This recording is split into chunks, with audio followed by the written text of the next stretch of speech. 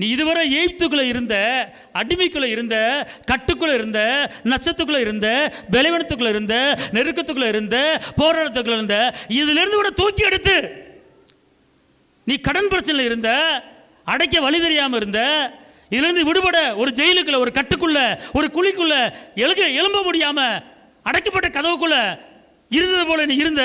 ஆனா உன்னை தூக்கி விட ஆள் இல்லை, உன்னை காப்பாற்ற ஆள் இல்லை, உன்னை விடுவிக்க ஆள் இல்லை, உன்னை ஆறுதல் படுத்த ஆள் இல்லை. ஆனால் நீ கேட்டுக்கொண்டு இருக்கிறாய்.